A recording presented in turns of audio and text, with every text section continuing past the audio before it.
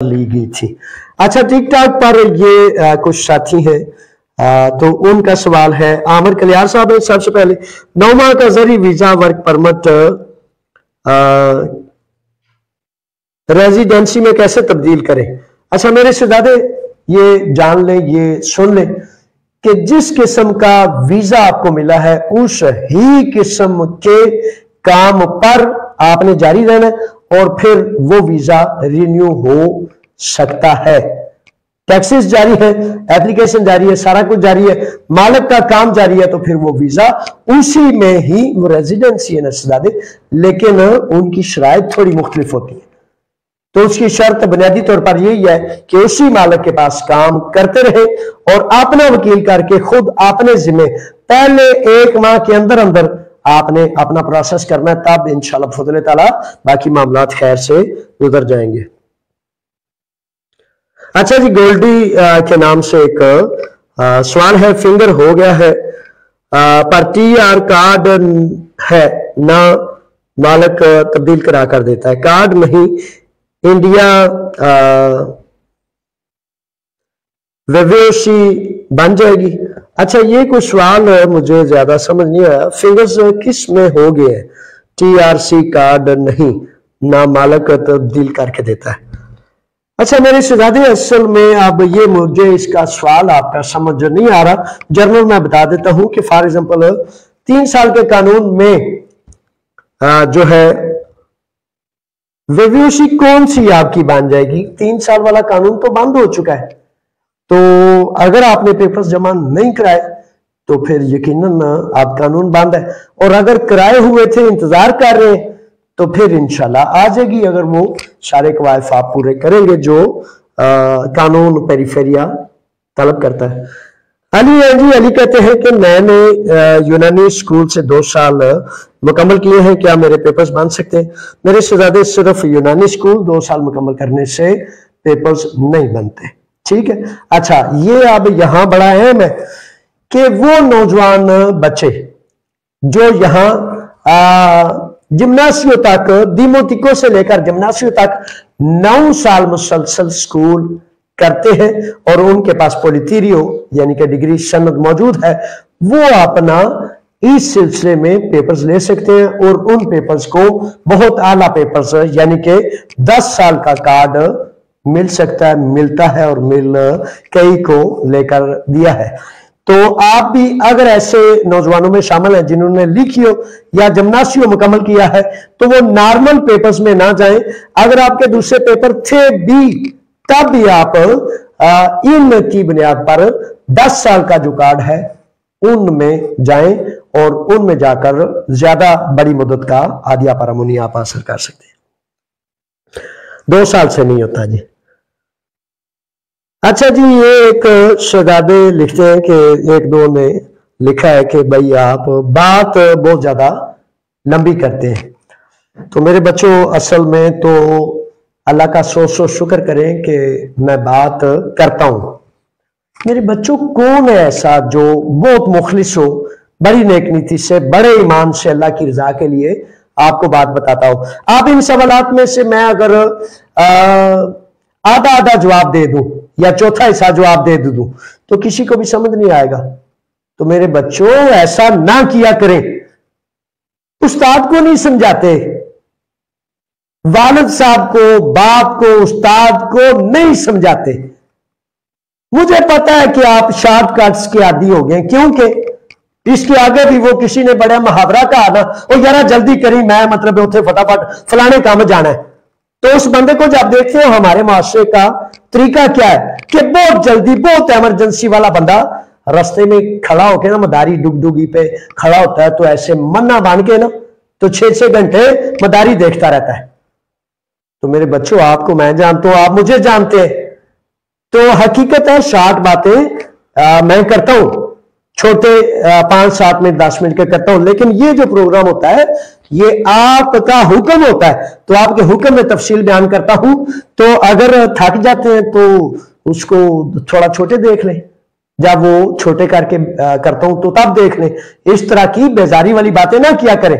जहां अल्लाह का शुक्र अदा करना होता है वहां ना शुक्री करना मुनासिब नहीं लगता। मुझे ये भी पता है, मुझे शर्म आ रही है कि मैं बताऊं कि लंबा क्यों लंबा लगता है। इसलिए कि सारा दिन टिकटॉक पे वो रंग बिरंगे उल्टे पुल्टे जो देखने होते हैं और सारा दिन देखते रहते हैं, ना नमाज ना रोजा ना एहसास ना कहीं आना ना कहीं जाना, बस ऐसे मन्ना बने हुए और ऐसे ऐसे करके। वो हमारा एक साथी है नया यूनियन, वो कहता है हम 3 बजे काम पे जाते हैं, सुबह सहरी 3 बजे। तो कहता है अड्डे चले अड्डे सही ने साढ़े जी कि वो सरगी 2 बजे भी एन करके लेफ दे विचों भी लगे होंगे, उंगल नहीं रुकती। तो मेरे बच्चों, अगर अच्छी बातें आप नहीं सुनेंगे, नहीं समझेंगे, मैं तो अक्सर बेशतर आपसे कहता हूं, आप बड़े प्यारे हैं, बड़े मुझे अजीज हैं, बड़े कीमती हैं, तो आप वो सुन लिया करें, 1 2 को, सारे जमाने को जरूरी सुनना है आपने, उसको सुन लिया करें जो आपको सच्चा लगता है। यही तो बातें हैं कि हर बच्चा जो है कुछ नहीं ठीक सुनता, जिसकी वजह से फिर वो दलदल में गिर जाता है, नुकसान कर लेता है, और फिर सारी दुनिया सारे जहानों में सबसे पीछे है, और फिर सियाना पाडा इतना बना होता है कि जैसे सारी दुनिया उसके पीछे और वो बादशाह है। नजर दुआएं मेरे बच्चों, समझदार हो जाए। पता है क्या, समझदार हो जाए। ये बातें आपके फायदे की करता हूं, आपकी इज्जत के लिए करता हूं, इनको सुना करें, कान लगा के सुना करें। वो कल एक नौजवान शहजादे, बहरहाल वो मौला अली शेर खुदा से किसी ने कहा ना कि ये जो लोग आप पर तनकीद करते हैं और बुरा भला कहते हैं, इनके बारे में आपका क्या ख्याल है? तो मौला अली शेर खुदा बाबे इल्म, मेरे नबी ने फरमाया ना कि मैं इल्म का शहर हूं और अली इल्म का दरवाजा है। तो मौला अली से जब ये सवाल हुआ तो आपने कहा कि मुझसे मोहब्बत करने वाले इतने ज्यादा है, मैं खुदा का शुक्र अदा करता हूं, जो तनकीद करते हैं उनके लिए मेरे पास टाइम नहीं। तो मेरे बच्चों, शुक्र करता हूं। इस शुक्र में कल एक नौजवान बच्चे ने, अब्दुर्रहमान ने फोन किया कातोबातीसिया से। अब्दुर्रहमान, दिलो जान से मेरे बच्चे, मैं आप जैसे नौजवानों की कदर करता हूं। तो मैं हकीकतन कई दफा ना, मतलब जाहिर है इंसान वसीले के बगैर, वसाइल के बगैर, बजट के बगैर, आपको समझ नहीं आती उसके बगैर, यानी कि बंदा करता ही जाए, नेकी करता ही जाए, कुर्बानी करता ही जाए, इशार करता ही जाए, अल्लाह का सहारा ना हो तो ये मुमकिन नहीं होता। तो मैं कई दफा हकीकतन बड़ा बोझल होता हूँ, बहुत ज्यादा बोझ आता है। तो मैंने उस बोझ में, जैसे पिछले दिनों में मैं कह रहा था कि कौम बने, फंड्स इकट्ठे करें, वरना कुछ भी नहीं होने वाला, और वो फंड्स मुझे नहीं चाहिए। कौम के लिए, आपकी इज्जत के लिए, आपके विकार के लिए आपके पास होने चाहिए, और वरना ये है कि जान लें कि मैं भी कहीं रेस्ट सेस्ट मौज मेले के चक्कर में पड़ जाऊं और आपको फिर आपके हाल पे छोड़ दूं। तो वो अब्दुर्रहमान के इतने प्यारे अल्फाज थे। अब्दुर्रहमान, अब मैं अदा नहीं कर सकता कि कितने प्यारे अल्फाज थे। अब्दुर्रहमान, आप जैसे नौजवानों की वजह से जनाब मैं अल्लाह की रजा को और ज्यादा अपने करीब पाता हूं। शाद रहें, आबाद रहें, और जगह जगह पर इकट्ठ करें, ताकि फंड्स के बगैर जो है ना, इज्जत और वकार हकीकतन किसी कौम का बहाल नहीं हो सकता। मरम, पट्टी, अद्वियात, कुछ भी आपके जख्मों के लिए मुयस्सर नहीं। वो कहावत है ना, बड़ा एक मुकुला कि मेरे आका करीम के गुलाम आदिल फारूक आजम गश्त किया करते थे एक घर में, खाना नहीं था।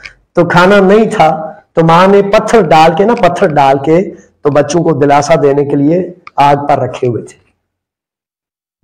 मेरी जगह हकीकतन बाप की या मां की जगह वो होती है कि घर में कुछ नहीं तो आपको फिर भी आस देनी है, उम्मीद देनी है। उमर फारूक आए, लंबी कहानी है, सबको आपको पता है। बैतुल माल से जाकर सब कुछ लाए और खुद फूंक फूंक कर राग को जलाकर रोटियां पकाई, सारा कुछ किया, तो बच्चों को खिलाया। मेरे पास बैतुल माल नहीं है, क्योंकि आप अपने अपने गिरेबानों में झांक के देख लें कि क्या इकट्ठा किया है, कहां इकट्ठा किया है।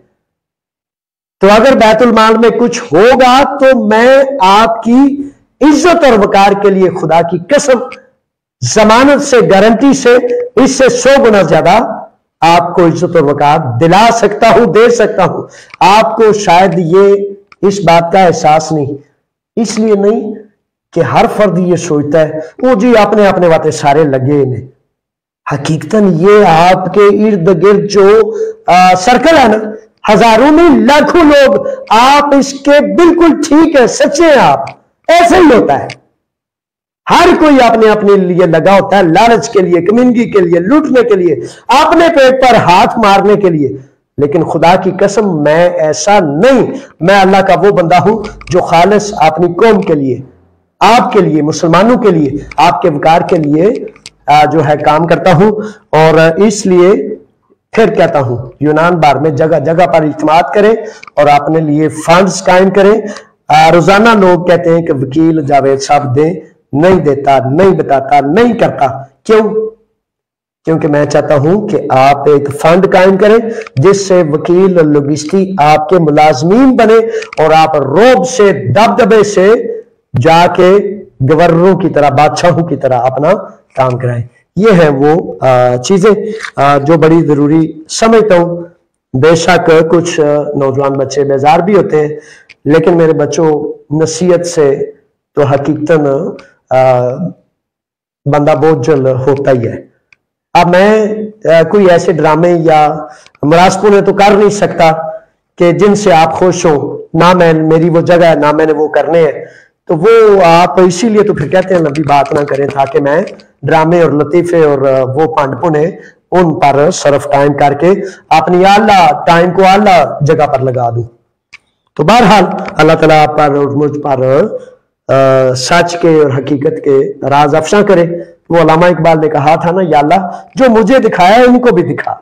तो मैं भी कहता हूं या अल्लाह जो मुझे दिखाया है मेरे बच्चों को, मेरी कौम को, छोटे बड़ों को दिखा, ताकि हम इस्लाम की इज्जत के मुहाफिज और निगहबान बन जाए। आखिरी सवाल है जी, ब्राउन बॉय के नाम से, सर कोई हाल बताएं कि पुलिस से कैसे बच सकते हैं। पुलिस से मेरे नौजवान, मेरे बच्चे ऐसे बच सकते हैं कि परहेज इलाज से बेहतर होता है। इस वक्त बड़े सारे नौजवान आपके सवाल के बड़े सारे जुज करके पूछते हैं कि मालिक से बताएं को कौन सा ऐसा लेटर ले लूं जिससे मुझे तहफ़्फ़ुज़ हासिल हो। शहजादो, पॉलिटिकल असाइलम बाकायदा हो कार्ड, यानी कि उस पर आपको तहफ़्फ़ुज़ है। 3 साल के पेपर है, पारोन है, उस पर तहफ़्फ़ुज़ है। 7 साल के पेपर है, उस पर तहफ़्फ़ुज़ है। लेकिन मालिक की तरफ से कोई ऐसा लेटर जारी नहीं होता।